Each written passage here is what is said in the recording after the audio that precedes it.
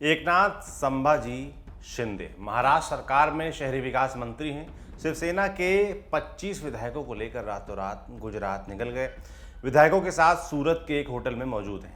इस बगावत के पीछे की असली कहानी अभी सामने नहीं आई, लेकिन शिंदे के इस कदम ने महाराष्ट्र में राजनीतिक संकट पैदा कर दिया है। सत्ताधारी और विपक्षी विधायकों की दौड़ लगने लगी है। सीएम उद्धव ठाकरे ने शिवसेना विधायकों की बैठक बुलाई। इसके बाद पार्टी ने एकनाथ शिंदे को विधायक दल के नेता पद से हटा दिया। शिवसेना की कार्रवाई के बाद एकनाथ शिंदे ने मराठी भाषा में एक ट्वीट किया। उन्होंने लिखा, हम बाला साहब के पक्के शिव सैनिक हैं। बाला साहब ने हमें हिंदुत्व सिखाया है। बाला साहब के विचारों और धर्मवीर आनंद दिघे साहब की शिक्षा ली है। सत्ता के लिए हमने ना कभी धोखा दिया है और ना कभी देंगे। तो आखिर कौन है ये एकनाथ शिंदे? एकनाथ शिंदे करीब 4 दशकों से शिवसेना के साथ हैं। वो शिवसेना के संस्थापक बाल ठाकरे के प्रभाव के कारण कम उम्र में ही पार्टी से जुड़ गए। एकनाथ शिंदे मूल रूप से महाराष्ट्र के सतारा के रहने वाले हैं। 1970 के दशक में उनका परिवार ठाणे शिफ्ट हो गया। शुरुआती दिनों में उन्होंने ऑटो रिक्शा भी चलाया है। शिवसेना की आक्रामक हिंदुत्व की राजनीति से शिंदे काफ़ी प्रभावित हुए। पार्टी से जुड़ने के बाद उन्होंने 1980 और 90 के दशक में कई आंदोलनों में हिस्सा लिया।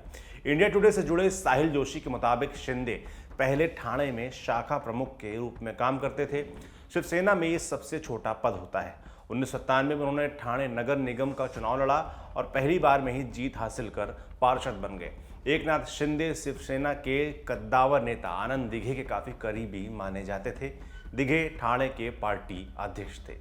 साल 2001 में आनंद दिघे की मौत हो गई। शिवसेना को ठाणे में दिघे की तरह एक मजबूत नेता की ज़रूरत थी। एकनाथ शिंदे दिघे के बाद खाली हुई जगह को भरने में कामयाब रहे। उन्होंने शिवसेना के आक्रामक कार्यकर्ताओं का भरोसा जीता। पार्टी ने भरोसा जताया और 2004 में विधानसभा चुनाव लड़ने का मौका दिया। पहले चुनाव में ही उन्हें जीत मिली। ठाणे के कोपारी पचपाखड़ी में से एकनाथ शिंदे अब तक लगातार 4 बार विधायक चुने जा चुके हैं। विधायक बनने के बाद 2005 में उन्हें शिवसेना ने ठाणे जिला प्रमुख भी बना दिया। साहिल जोशी के मुताबिक साल 2005 में जब नारायण राणे ने शिवसेना छोड़ी तो शिंदे का कद और बड़ा होता चला गया। 2006 में राज ठाकरे भी पार्टी से अलग हो गए थे। शिवसेना में उद्धव ठाकरे जैसे जैसे आगे बढ़ रहे थे, उसी तरह एकनाथ शिंदे भी उनके सेनापति के रूप में मजबूत होते जा रहे थे। बाल ठाकरे की मौत के बाद पार्टी में सीनियर नेताओं को किनारे किया गया। शिंदे को उद्धव ठाकरे की वजह से प्रमुखता मिल रही थी। 2014 के विधानसभा चुनाव के बाद शिवसेना ने एकनाथ शिंदे को विपक्ष का नेता भी बनाया। हालांकि कुछ दिन बाद ही शिवसेना सरकार में शामिल हो गई थी। इसमें भी एकनाथ शिंदे की ही कोशिश थी कि बीजेपी और शिवसेना साथ मिलकर सरकार बनाए। सरकार बनने के बाद शिंदे को इसका फायदा भी मिला। उन्हें सरकार में पीडब्ल्यूडी मंत्रालय की जिम्मेदारी मिली। साहिल जोशी बताते हैं, 2019 में भी एकनाथ शिंदे को ही विधायक दल का नेता चुना गया था। शिंदे बीजेपी के साथ सरकार बनाने के भी पक्षधर थे। हालांकि महाविकास आघाड़ी का प्रयोग हुआ तो माना जा रहा था कि एकनाथ शिंदे मुख्यमंत्री पद के दावेदार रहेंगे, लेकिन एनसीपी और कांग्रेस का कहना था कि उद्धव ठाकरे ही सीएम बने, क्योंकि उनके नेतृत्व में ही सरकार बन सकती है। बाद में उन्हें यानी शिंदे को शहरी विकास विभाग दिया गया, लेकिन उनकी हमेशा शिकायत रही कि उन्हें अहमियत नहीं दी जा रही है। 58 साल के एकनाथ शिंदे 11वीं पास हैं।